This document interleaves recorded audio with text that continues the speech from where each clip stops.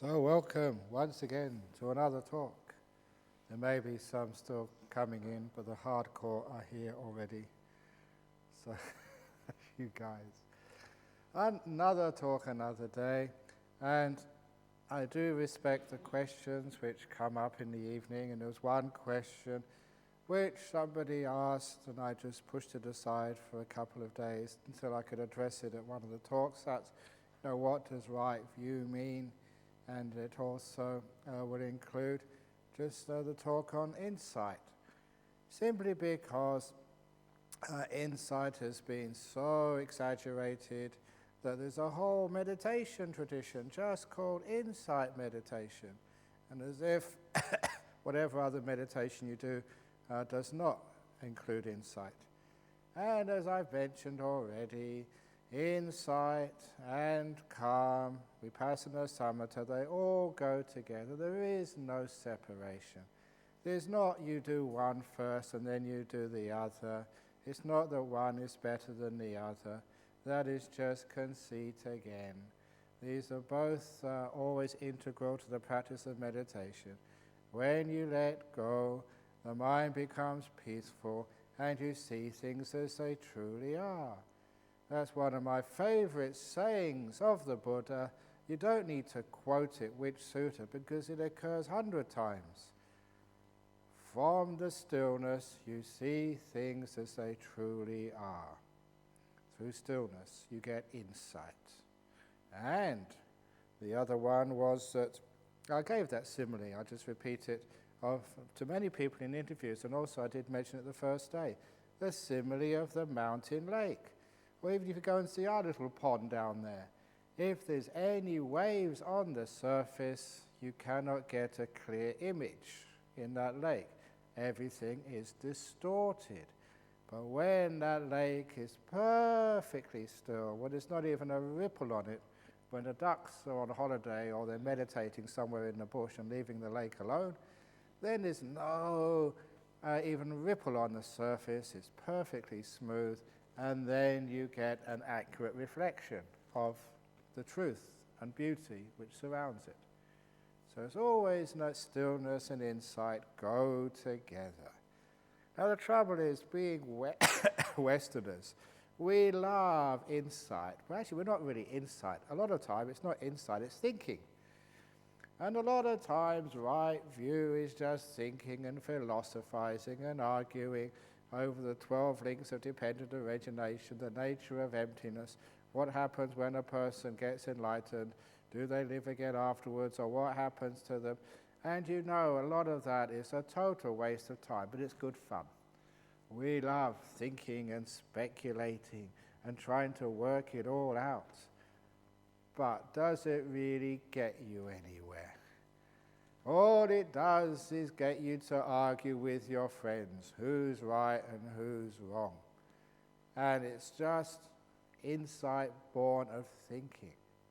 The problem is with right view, for a lot of times, it's not right view, it's just right opinion. And when people are opinionated, they get into big trouble. So I gave a little indication when I answered that question. It may not have been what you expected, which is great. When you give a talk, don't tell people what they expect to hear. Otherwise, it's a waste of time listening. You want to see or hear something which challenges you, which takes you deeper. So when I talked about right view, I said it is that view which creates peace and harmony. I didn't say what the view is. I said, no, you know it by its effect. And if you can understand that right view is what creates peace and harmony and stillness and freedom, then you've got a good understanding of what is wrong view and wrong insight. How many times does people's views and insights create lots and lots of arguments? Which is the best form of Buddhism? Is it Theravada? Is it Mahayana? Is it Tibetan? Or is it Mahayana? Who's got the best? Even when you try and unite things, all you do is actually get another religion.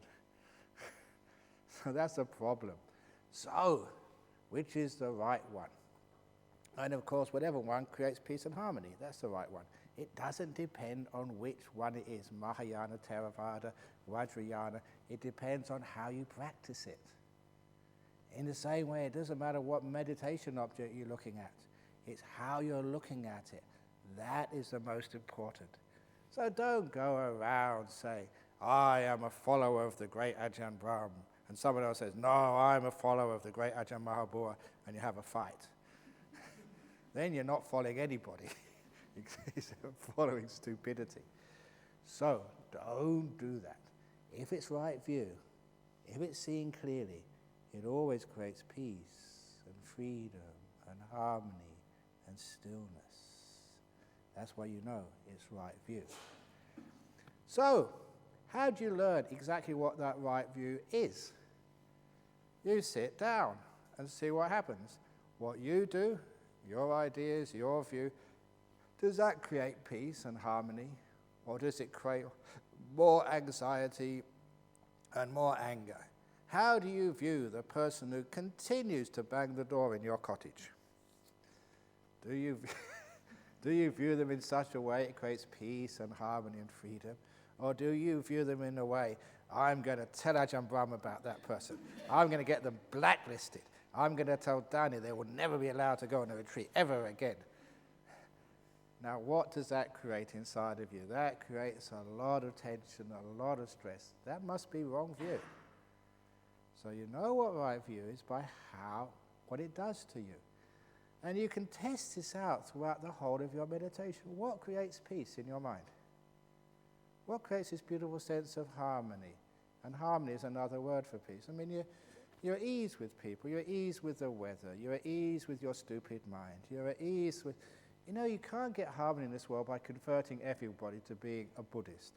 Even if they were a Buddhist, I'd have to convert everybody to believing in Ajahn Brahm before there was harmony. And even I argue with myself sometimes, so still there's no harmony left. How can you ever get harmony by trying to make everybody the same? You don't get harmony by trying to control the world and make people think just the way you think and act just the way that you think they should act. You don't get harmony and peace in this world by telling everybody, forcing them to never cough in a meditation retreat, never to make any noise, never to do anything stupid. You can't do that. The only way you can create harmony is to realize that the war which goes on inside of you is the war between the way things are and the way you want them to be. That's the war.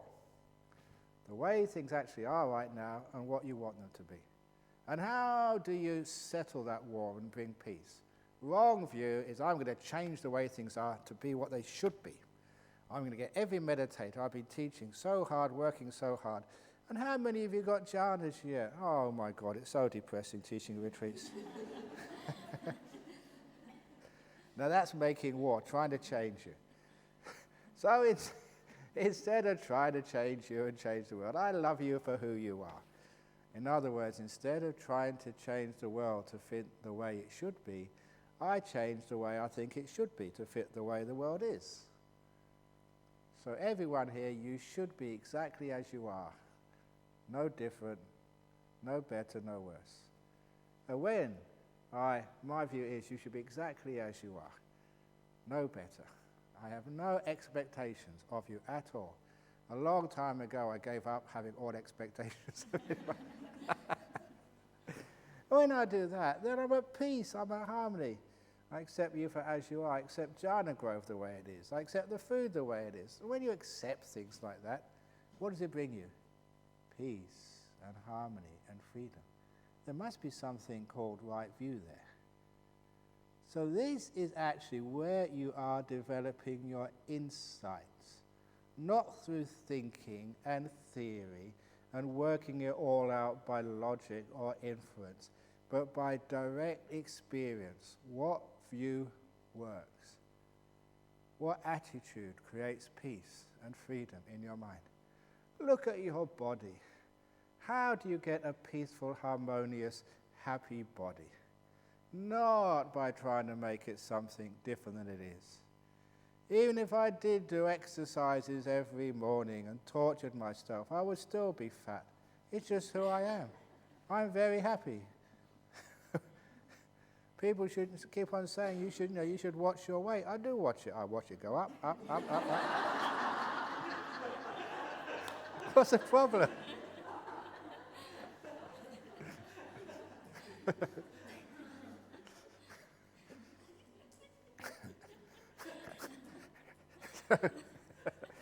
So you can understand, this is how you become peaceful and happy and free of all these things. So you can see what is inside or what actually works. So the whole idea of meditation, whether it's walking meditation or sitting meditation, is like a laboratory experiment to try and find out what right view is. What actually calms you down? What creates peace in your mind? And you find out that you've done this enough now. Every time you control, every time you try and make things happen, you create suffering. That's one of the first things I taught the first evening. Remember the two types of meditation? The first type of meditation is wanting leads to suffering. You should have known that by now. You've wanted a lot over the last 5 or 6 days. You haven't got what you want. So you've suffered endlessly.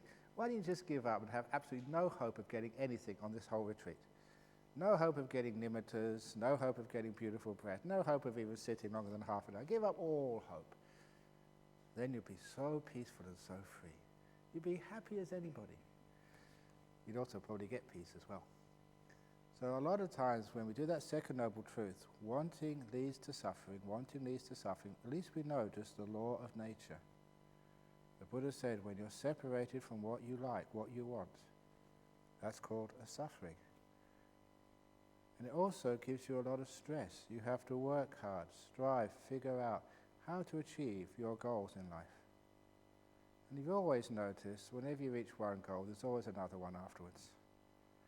This is what the problem. I mentioned this in one of my books. It's one of the insights I got even when I was at college. It's one of the insights which helped me be a Buddhist monk. And that was the education system in UK at that time. At the age of 15 or 16, I did it at 14, we did O-levels. And that was the time I loved going out with my friends playing soccer in the streets or in the local park. I loved playing soccer. But what happened was that my teachers and my parents, they told me, listen, instead of wasting your time playing soccer, I should have played soccer, I could have been a rich person. You know how much these soccer stars earn these days? They're millionaires. I was deprived. But anyway, they said, no, go to school and study. Do your homework, do extra work, because if you do well at your O-levels and get good grades, then you'll do well in life. And of course, being young, you believed everybody. So I worked hard, I gave up playing soccer, and I just studied hard, and I got very good results. You know what happens when you pass one exam? You have another one to do in a couple of years. So A-levels. But this was really important. By this time, I wasn't chasing a ball anymore. I was chasing girls. And my parents, or my father, who died shortly afterwards, actually, no, he's still alive most of the time, before I was doing A-levels. My parents and teachers said, A-levels are really important, more important than the O-levels. If you pass the A-levels and you do really well, you can go to university, and then you're made for life. So I gave up chasing girls, and I stayed at home and did my homework, and I did really well. So well, you went to a big university, Cambridge. And they said, wow, this is really good. Work hard at Cambridge. Forget the parties. Don't socialize, because if you get a good degree from Cambridge, you are made forever. And so that's what I started doing that, not for too long, by the way, because when I was at Cambridge, that's when you were intelligent enough to start to think. And I actually became suspicious of all this. Because I knew some friends who'd already completed university. And were they set? Were they happy? No, of course not. As soon as they finished university, they got their first job. They were saving up for a car. They were saving up for this. and they were working really, really hard. Were they happy? No, not at all. They were working their butts off. And I see people older, they find their partner in life. When I find my partner in life, when I find the one who is meant for me, then I'll be happy ever after. You've been there and done that, haven't you? Some of you older ones. Because once you get married, that's really hard work, marriage. Then you've got to work extra jobs, and then you need a house, you need a place to stay, and that's really expensive. So you manage to borrow some money from your parents or wherever in the bank, and you get your mortgage, and you have to work really, really hard to pay off the mortgage. The trouble is, what comes next? Babies. Then you really are stuffed. 20 years, you've got to pay so much. But I saw some of the elder friends, they had kids, and now the kids are doing well at school another few years, and then we'll be free of the kids. They think, when the kids leave, then I'll be happy. They're still not happy. And then when the kids leave, that's when they get close to, they start thinking about retirement. Because what they think then is, okay, we'll really work hard, and then we retire, then we'll be happy. They're still putting off their happiness. And the next thing I noticed, this was in UK in the 60s and 70s, I saw that when they did retire, were they happy? No, I found out that they were all going to churches and temples when they were old. If you ever go to a church, it's mostly filled with old people. You know why? Because they all think, when I die, then I'll be happy. They never are happy. It's when I get this, when I get to heaven, and just like you, when I get jhana, then I'll be happy. Stop it. That is ridiculous. That is spiritual materialism again. When I get something, then I'll be happy. And the Buddha said, look, that by itself is suffering. Separated from where you want to be. So a long time ago, I figured out, look, the only way to be happy is not to be happy somewhere else, to be happy here. Instead of thinking, when I get this, I'll be happy, I think, when I've got what I have already, then I'm happy. Because I often promise myself, when I built Jhana Grove, then I'll be happy. And I built it now, so I'm happy. So can you understand what insight is? It creates this beautiful sense of peace and happiness. You are uncovering the second factor of the of the Four Noble Truths, and the third factor as well. When you're suffering, when you're content, you let go of craving. That's called Nibbana, the end of suffering, happiness. So what do you need to do to get enlightened? You have to get the jhanas and get insight and get all these brilliant lights and fly through the air and go, bah, I see the truth now. You can taste enlightenment by letting go of craving, not wanting anything. You're so happy just being here right now in this old body, in this old retreat center, listening to this old monk saying the same old stories again. Are you happy? If you want it to be different, you are suffering. If you are content where you are happy. It's all up to you. Nothing to do with Jhana Grove, nothing to do with me, nothing to do with the weather, everything to do with your attitude. When you get the point, you get the taste of enlightenment. I'm happy to be here. Craving has stopped for a little while. I'm just content. Now you understand why I've been hammering on at letting go, being in the present moment, letting go of all wanting, stop controlling, just being kind to this moment, just being aware and being kind, letting things be. This is insight practice. You don't think it is, but my goodness, it is. You are understanding the Four Noble Truths. Direct experience, not thinking about it, not writing a dissertation and a philosophy and a paper to get a PhD in suffering. Actually, they're all PhDs in suffering. That's all universities teach, suffering studies. But the Department of Suffering, the Department of Medicine and Suffering, the Department of Philosophy and Suffering, the Department of Chemistry and Suffering. It's all suffering departments in universities. But This is actually where we understand for ourselves. We do this little experiment. In this retreat you've had, when have you really been happy? When have you actually had this moment you feel just so blissful, so peaceful, so at ease? That's a taste of freedom. This is where you get your insight from. Now I understand how to meditate, how to be still, how to be free. It's all teaching you all the time. But a lot of times we miss it. We always think enlightenment is somewhere in the distance. An old Zen story. There was a stupid man, and he needed to light the fire to cook his rice. So he was looking for the fire with a candle. Where's fire? I want fire. I need something to light my rice. So he's looking for the box of matches with the lit candle.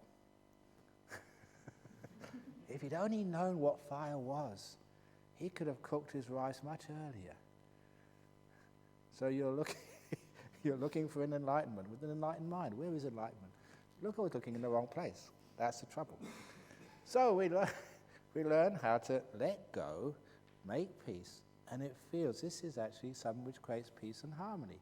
Right now we can feel it, it's tangible, it's not just some theory, it's not something you argue with, it's something which is real, it's here. And you can touch it, you can taste it, it's right in front of you. And that's only the taste. Of course, later on you go for the full meal. You don't want just a taste of breakfast. How many just tasted breakfast? The toast tastes nice and then you left it. No, you ate sometimes a whole loaf of bread. Because you really want to sort of really get into it. So later on you go into deeper insights. What actually is this stillness? And the next thing you do is, you know this is freedom, but why is it so hard to be still and to be peaceful? You know the cause of suffering, it's just wanting things, but why is it I can't stop wanting? Why is it seems so easy just to let go, for goodness sake? Why is it so hard to do? And that's actually where the insight which is given you from fear comes in. Right, sometimes people say, I'm afraid, can you please teach me how not to be afraid in meditation? Actually, I like that fear, because that fear is a cold face of insight. You get huge insights when you look at that fear and think, what am I afraid of? Why am I afraid? What is the problem here? Because you know this is what you're supposed to do. You're supposed to be peaceful. You're going to get blissed out. You know that this is going to happen. You have enough confidence that I know what I'm talking about, but then you get this barrier of fear. Why can't I let go? Where does this fear come from? And that is where you start to know that all fear is about to let go of an attachment, something you really cherish. And I don't mean just cherish in the sense of it's that I like this. Cherish in the sense that you think this is an essential part of your being. This is who you are. You're letting go, step by step, of yourself, who you assume you are. That is why when people's body disappears. I remember this one Singapore gentleman. He came to me. He was so agitated. I thought that he'd seen some sort of ghost, or he'd had a psychotic episode or something. I said, what the heck has happened to you? You look so scared. He said, yes, I was meditating and my hands disappeared. Oh, is that all? But that was the first time he wasn't in control of his own body. That part of his body moved out of his command. And that scared the hell out of him. Now, why does this happen? Is because we are, whatever we possess, we always like to control. This is our problem. Yes, you realize, except for Daddy, you don't control Jhana growth. So because of that, because we think we control Jhana, that's why we want to make sure it's all okay, it's all tidy, it's this way and that way. But you don't control Jhana growth, so you can just enjoy the place. Whatever you own, you tend to control.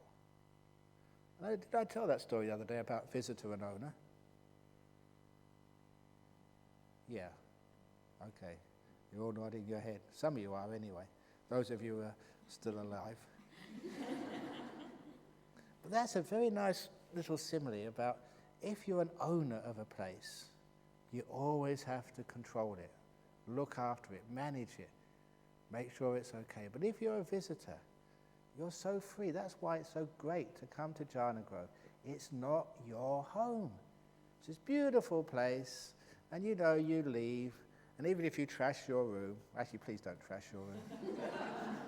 It's not quite the same as trashing your own house. If you trash your own house, you have to fix it. So if you're a visitor, you can enjoy the place. It's free, it's beautiful. But as I say, if you're an owner, you can actually see all the faults, all the things which need to be fixed, and you tend to control things. This is what's happening. When you have fear, it's like you're losing ownership. You're losing ownership of your body, losing ownership of your mind when you stop controlling it. And that is the scariest thing of all. But using the simile of the visitor and owner, when you are a visitor, it's much more fun. So be a visitor to your body. Not my body. Thank goodness. That's why I don't worry about being fat. It's not my body. It's just, I'll just hand it in later on, get another one, a better model. That's what you do, isn't it? I don't know why people like to sort of keep on living and living and living when they get very old. You wouldn't treat an old car that way, would you? When your old car is really done, it's just really hard to get on the road. You're always having to fix it up at the mechanic. Like people have to keep going to the doctor once a week to get it fixed up. You need all these supplements to keep yourself going. You know, you rattle when you go along the road. You know, that's the old people and myself and the car. Why don't you trade in the car and get a new model? It's absolutely crazy.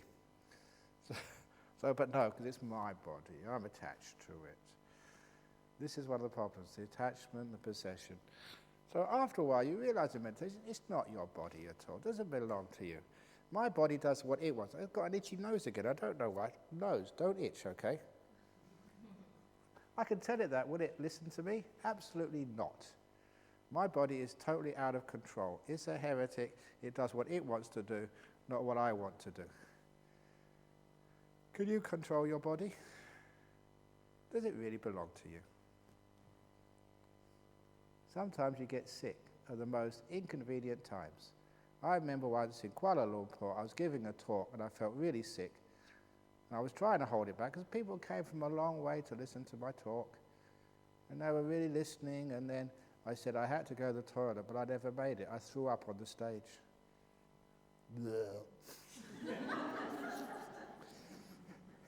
I can't control my body. That's just what it does when it's sick. That's actually very good. I got a lot of sympathy for that. You don't usually get much sympathy, but I got a lot of sympathy that day. But I'm just saying your body is totally out of control. You should know that already. So just by sitting meditation, you're learning that. You get an ache here, an ache there. The more you try and control the body, the more tight it gets. And it's more of a problem. Instead, I've been teaching you to be mindful and kind to it, as if it was somebody else's body. Just like a mother loves her only child, we chant in the morning. Now the child isn't part of the mother. It's separate from the mother, born of the mother, but separate from it. So you love your body as if it's your child, not your body, but somebody else's body. It's wonderful. If I treat my body as if it was somebody else's, I'm much kinder to it. And I don't try and control it so much. So that's actually a sense of letting go of the body. And also your thoughts. How many of you have tried to control your mental world? Does it really belong to you? If it did, you'd be able to say, shut up, and it would follow orders. How many times have you managed to stop the mind thinking? Okay, I can think now, but now I'm going to meditate, okay? Shut up for now, I need to meditate. Can you do that? You've tried many, many times. You've always failed. Haven't you got the insight yet that your mind doesn't belong to you? It doesn't follow orders. It does what it wants to do. So what can you do then? You just let it go. I let my body go. When it wants to get sick, it gets sick. When it wants to die, it dies. It doesn't follow my schedule. Same with my mind. Mind, whatever you want to do, you do what you want to do. It's not mine. You let it go. Can you do that? No, because it's my mind, it's my thoughts. It's my body. That's one of the problems. That's called attachment. What happens in meditation, all those attachments, those wrong views, thinking this belongs to you, they get challenged. They get challenged fundamentally. Your body is disappearing. And those of you who hadn't managed to get your body to disappear, so you're sitting there and just in the realm of the mind, you can't feel your body. Oh, it's so wonderful. It's so wonderful when you don't control this body. And you come out afterwards and your body is so healthy and fit. I always, you see me sort of when I talk in the evening at the question time, when I get up afterwards, you're always really stiff. If I give a talk for an hour or 2 hours, you're always very stiff. But if I meditate for a couple of hours and get into deep meditation, or 3 hours or 4 hours, you'd think I'd be paralyzed by the end of 4 hours, sitting absolutely still. No way. If you really get into meditation, it's not a pain in the body at all. Your body feels like a young person, like Usain Bolt. I'm sure if after a few jhanas, I think you could actually hold your own against Usain Bolt in the 100 meters. You feel so fast, whoosh, jhana power. But that's what you feel like. No pain, really fit and healthy. Why is that? Because when you try and control your body, you always make it worse. When you let the body go, it gets much better. I've learned that so much that I realize this body doesn't belong to me. And the best thing to do is to leave it alone, and it looks after itself much better when I'm just busy doing something else. And the same with my mind. I don't control my mind. It doesn't belong to me. This was the second, for those of you who really like deep teachings, the first teaching of the Buddha, the first sutra was the Dhammacakkappavattana Sutra, where he taught the Four Noble Truths and the Eightfold Path. The second one was the Anatta Lakkhana Sutta, where he taught non-self. And it's a brilliant sutta, a great teaching on insight. And it starts off by talking about what he called these 5 khandhas, which we assume to be ourselves. The body, the feelings, perceptions, mental formations such as thought, but especially will and consciousness, the 6 consciousnesses. We all think these things belong to me, that these are ours. But the Buddha said, look, these things don't belong to you. If they did belong to you, you'd be able to say, oh, may my body be like this, may my body be like that. You can't do that. It proves it doesn't belong to you. He said, if your feeling, your happiness and your suffering, if it really belonged to you, if it was really in control, you'd be able to say to yourself, oh, may I only be happy and have no suffering in life. Ha ha ha ha. Not even the Buddha could do that.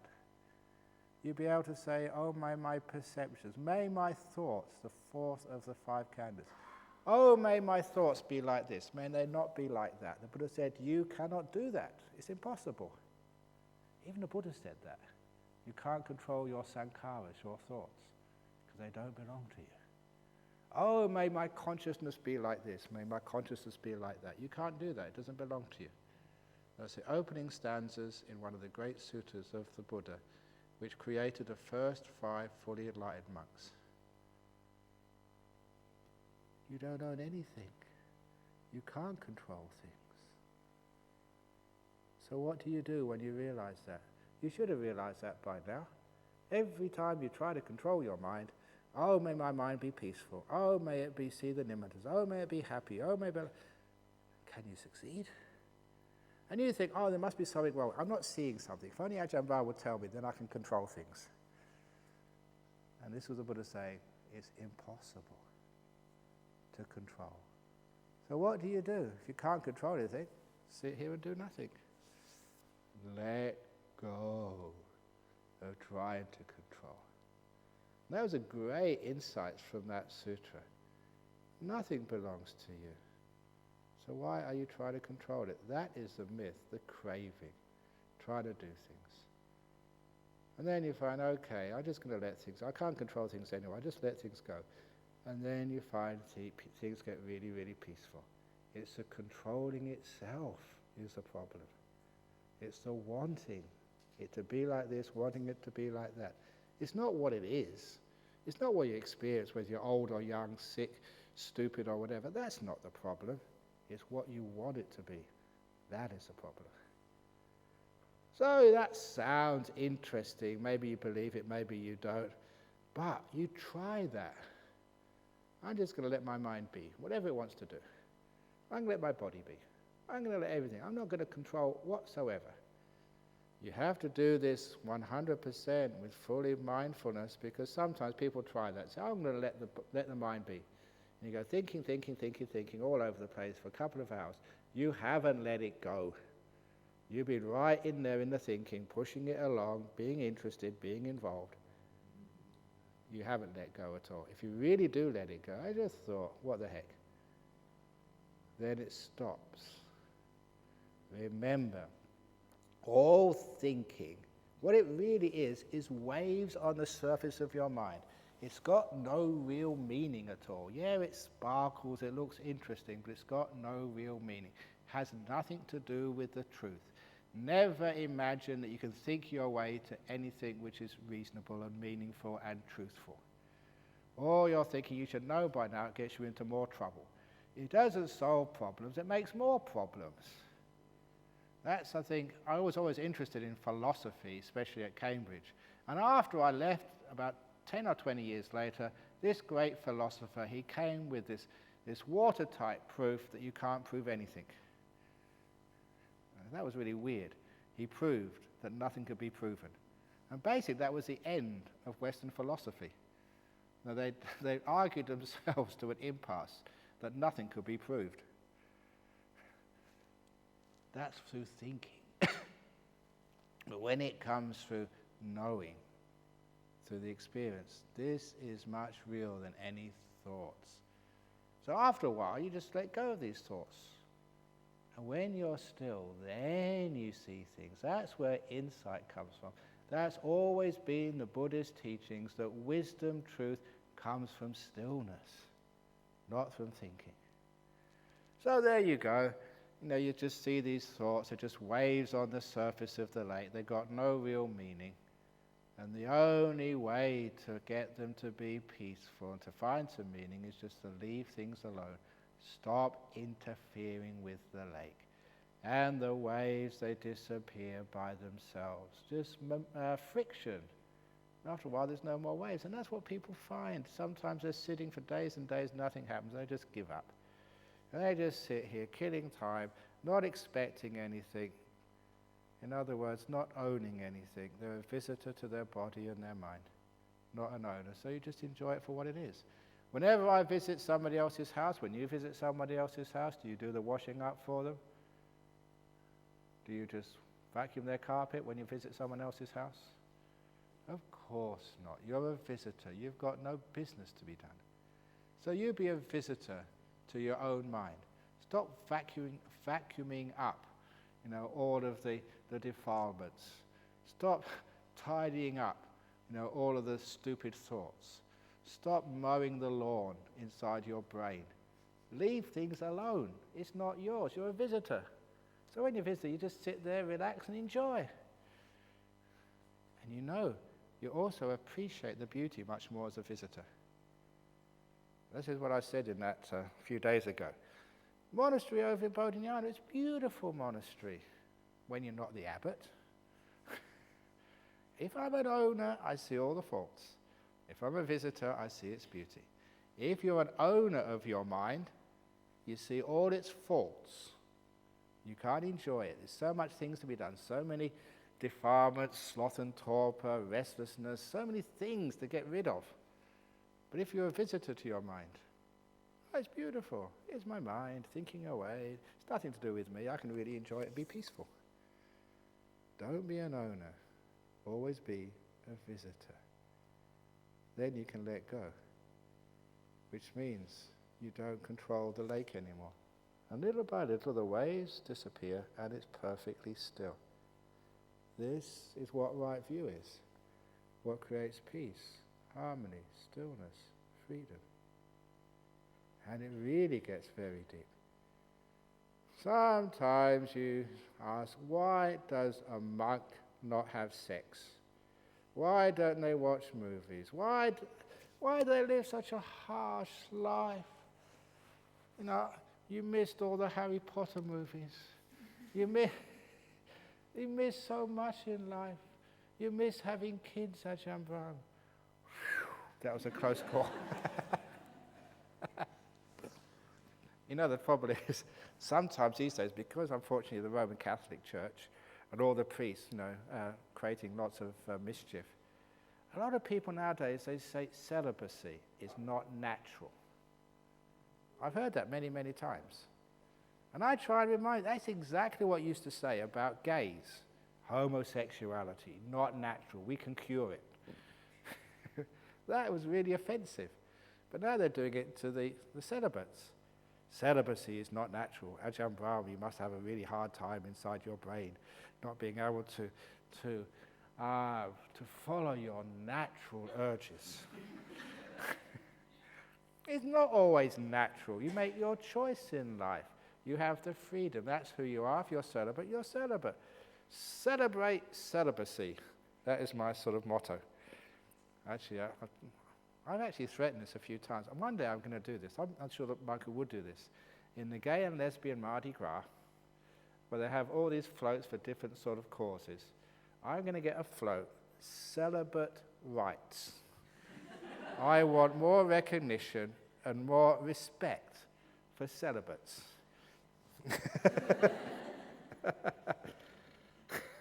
But anyway, after a while, when your mind gets very, very peaceful, then your body disappears. When your body, you don't need sex or enjoyment of the body anymore. Because one of the things you realize, it's not the sort of thing you can actually think. These things are a surprise. Insight surprises you. It's not what you imagine. But my God, it's what's true. Your body disappears and you're so free and happy. And that's actually where you realize this body is a pain. You know that sometimes people have these near-death experiences. They die on the operating table and they go floating out of their body. And they all have a really good time. The classic story, which I really liked reading this one. There was an English lady, and she died on the operating table or whatever, and she was floating up out of her body. And it was so wonderful, not having an old body anymore. She was enjoying herself, floating here and floating there, having the time of her death, not the time of her life.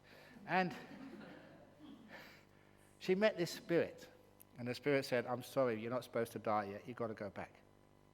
You've heard that tale before. People say it's not your time, so they go back into the body. But this woman, she had attitude. She said, "I am not going back." And the spirit said, "But you have to. It's not your time yet." "I don't care. This is fun. I'm not going to go back to that old, ugly, fat body. No way." And they had an argument in this near-death experience played. She was arguing with the spirit. "But you have to." She said, "No, you have to. Absolutely not. I am not going, okay?" And apparently, she said, the spirit somehow or other got hold of her and actually threw her back into her body against her will. And so she went back into her body and woke up, and she was alive in this really old body. And when she was being interviewed for the BBC, the documentary I saw, she was so upset. She was so pissed off at that spirit that she said, "When I die next time, die for good. I'm going to find that guy. I'm going to beat him up.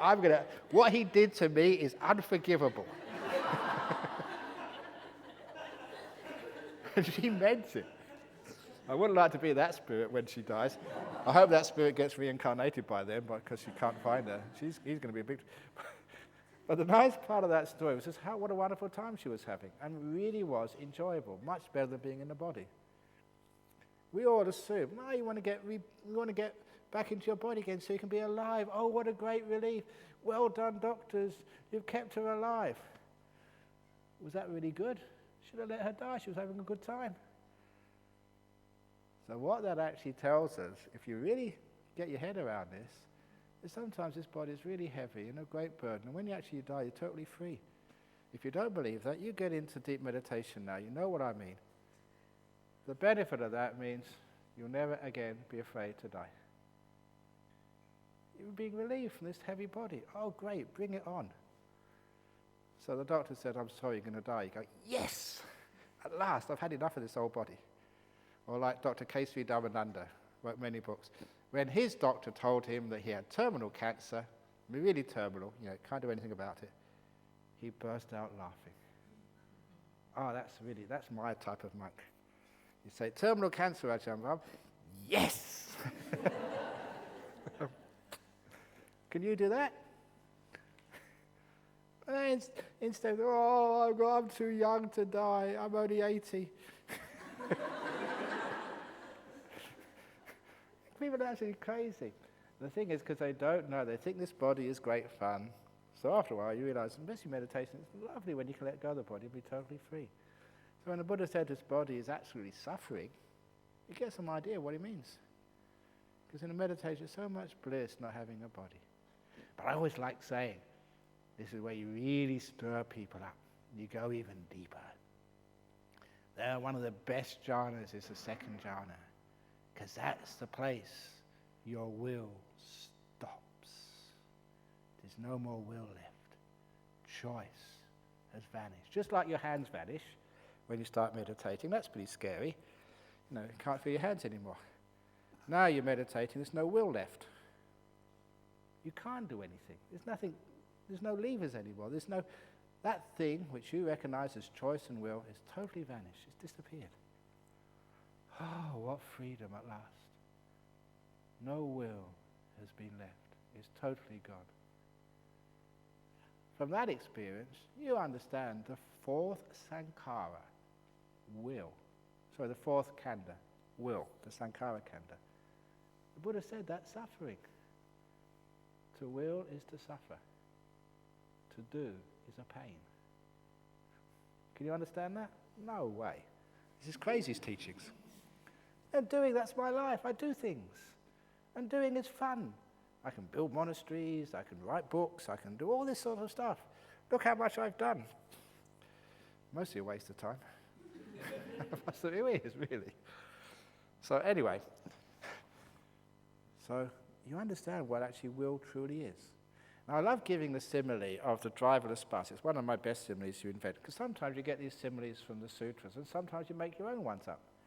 And it's great when you make your own ones up, because then you actually expand just the way of teaching the Dhamma in using modern terms. In the time of the Buddha, they'd always talk about chariots and armies and rice fields and stuff like that, which was great in the time of the Buddha, or maybe northeast Thailand. But no one has ever ridden a chariot in sort of Singapore, or planted a rice field sort of in Perth. It doesn't really make much sense. So we use like bus journeys, because everyone's been on a bus. And I use a simile that your life is like a bus journey.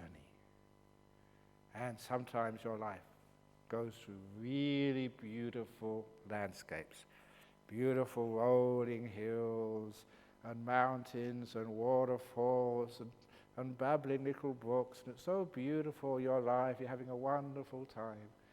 And when your bus is going through the beautiful scenery, you ask the bus driver, oh, can you please slow down? I'm enjoying this. Even stop so I can really enjoy the wonderful times of this journey. Now what does your bus driver do? Puts his foot down on the accelerator and speeds off. That's like the time in your life you're having great fun and it's really nice and enjoyable. It doesn't last that long, does it? Really, the happy times of your life, they should last longer. And the reason it doesn't last long is there's a stupid bus driver inside. Always does the wrong things, makes the wrong choices, and so your happiness doesn't last that long. And there's other times in your life you're really going through the toxic nuclear waste dumps of life. That unhappy experiences. You're going through a divorce, a sickness, grief that you lost somebody. It lasts too long. So when you're going through the toxic waste dumps, in your bus, you'll tell the bus driver, put your foot down on the accelerator, get out of here quickly. I don't want this suffering. I want it to end now, fast. And what does your bus driver do? Slams on the brakes. And you have to endure the toxic waste dumps of your life longer than you really should. Why is it that suffering lasts longer than it should? And happiness is so short? And you always think it's because you make the wrong choices. You've got a stupid bus driver. So many people, they come to religions or come to places like Buddhism because they just want to teach their bus driver to be wise. That's all they need to do, they think. If I just have wise choices, get all these amazing 2 bad bricks in the wall, open the door of your heart, make the wise choices for a change, then my bus will be able to slow down in the happy times and be able to speed out of the unhappy times. You'll be able to have more happiness and less suffering. And that's what you come to meditate for. Unfortunately, it doesn't work that way. Because if you're going to train your choice to be wise, compassionate, to do the right thing, instead of always making stupid choices and getting into trouble again, you have to find that bus driver's seat. Before you can train the will, you've got to find what this will truly is. To understand what choice is, so then you can make wise choices instead of stupid choices. So that's what happens in meditation. You find the bus driver's seat, the seat of your will. Just like being in the bus, you get fed up with the stupid bus driver, you get up your seat, you go up the aisle, go to the front of the bus to try and teach this stupid bus driver how to drive a bus. And what do you do when you get to the bus driver's seat? The shock of your life. The bus driver's seat is empty. There's no one there. This thing you've called will and choice is just a phantom. It's like a ghost. No one is there. It's empty seat. That's what happens in second jhana. Where is the will? There's nothing there. It's gone. Empty. Nothing. Totally. Not as a thought, as an experience. So that really sort of turns your head over heels, the way you look at your life. Because you realize the bus driver's seat is empty. There's no one driving your bus. That thing you thought was you, your choice, your will, all the decisions you make, you really think that you made those decisions. You all thought that you decided to come on this retreat. You did not. You had no choice but to come. That's why you're here. So it's very easy proof. You're here, therefore you had no choice.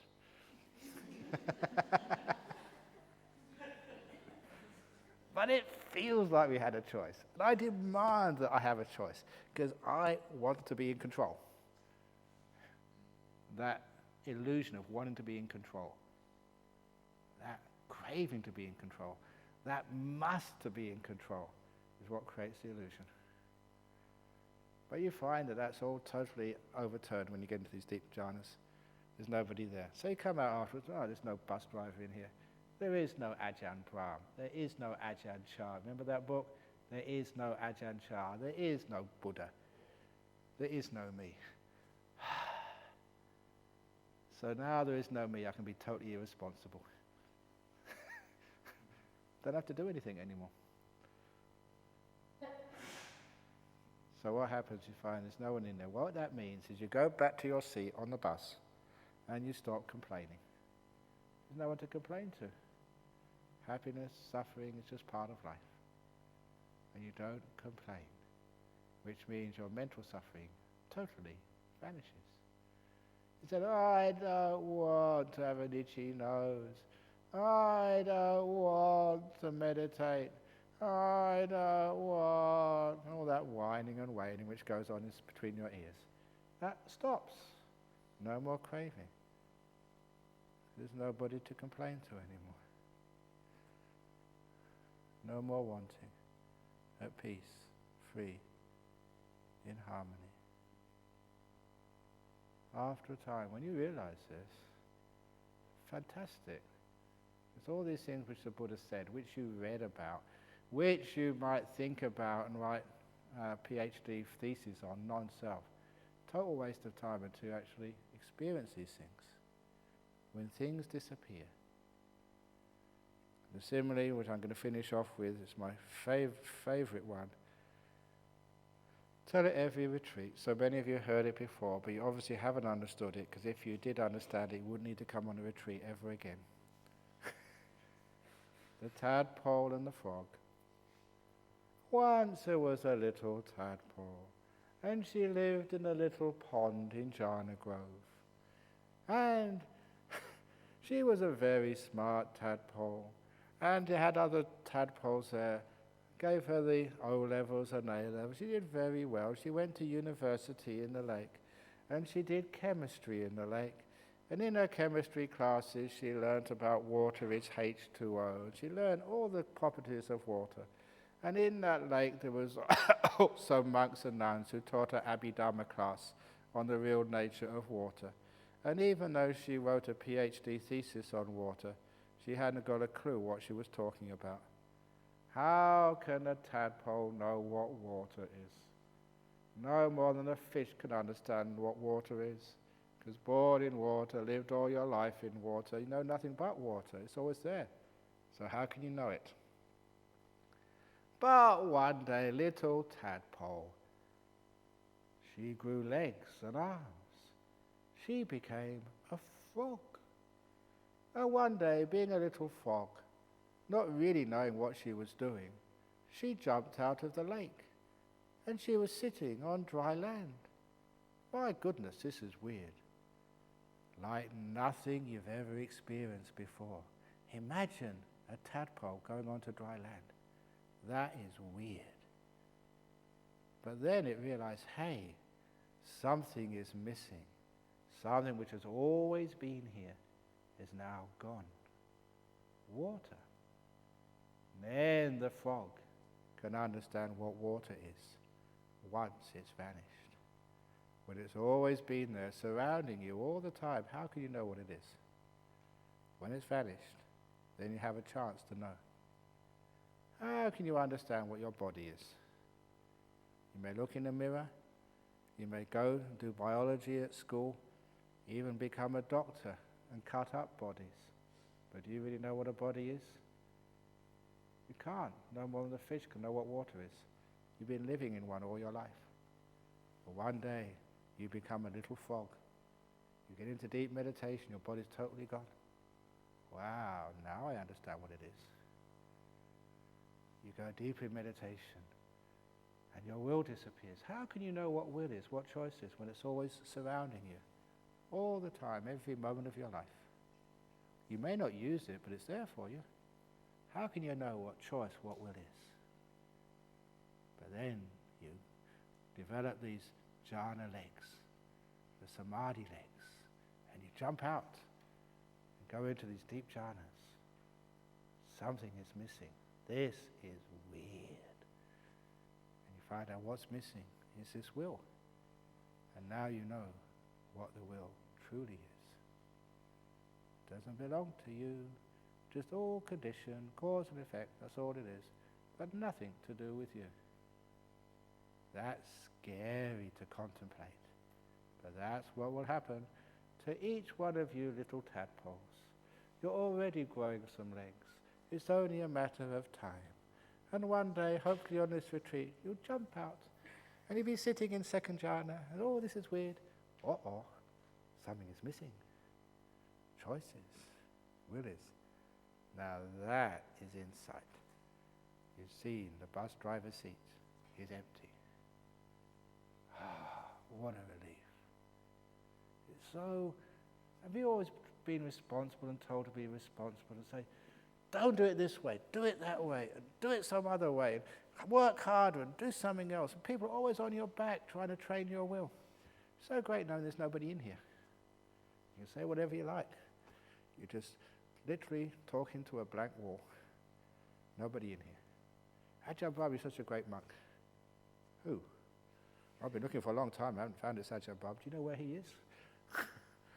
He made such great decisions. What decisions? I never made those decisions. Nothing to do with me ordaining bhikkhunis. Please don't blame me, don't praise me. I had no choice. Not my fault. I'm totally irresponsible. Telling bad jokes, not my fault. The reason I worked out this a long time ago. Actually, I gave a talk, and I think Ajahn Sujata was there, and he gave the title, Why Ajahn Brahm Tells Bad Jokes. It's not my fault. I have no choice, okay? It's the reason I tell bad jokes is because my father told bad jokes. He conditioned me, he brainwashed me. It's in my genes. I've got no choice. It's not my will. There is no will in here. I just tell them that's just the way things are. You know, one of his I remember him telling this joke. He came home and said one of his best friends had a motorbike accident. And he said, now this was years ago in England, but apparently it still happens these days in some hospitals.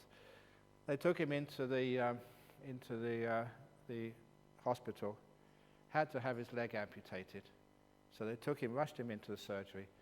They amputated the wrong leg. You know, it happens. Apparently it happens today even, let alone some time ago.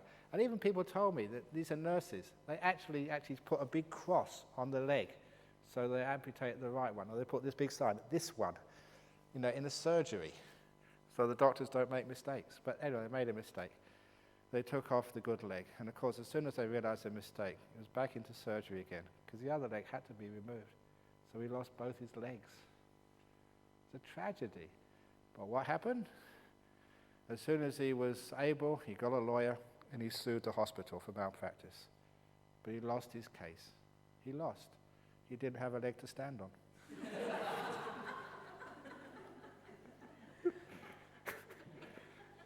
I remember my father coming home and telling me that joke. So don't blame me. I've got no choice. It's good. So isn't it fun? You can just enjoy yourself and you don't feel embarrassed at all or whatever, because it's totally conditioned, nothing to do with me. So you're totally free. So okay. So do whatever you need to do, because you can't stop doing what you need to do. It's not your choice. So just have a nice time. And stop trying to control your will. It doesn't belong to you. You're just a visitor, not an owner. You can totally renounce, absolutely 100%. Letting go of things you never even thought you could let go of. Letting go of even letting go. And letting go of letting go of letting go. The whole lot gets let go of. The whole lot goes. And then you have a happy time. That is insight. That is right for you. You know it's right for you because it makes you peaceful, free and happy. Okay, so there you go. That gives you something not to think about. So have a nice time this morning. Interviews now. And just don't do anything, for goodness sake. Sadhu. Sadhu. Sadhu.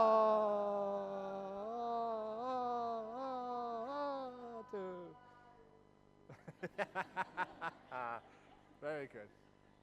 Great. Okay, so off you go and have a good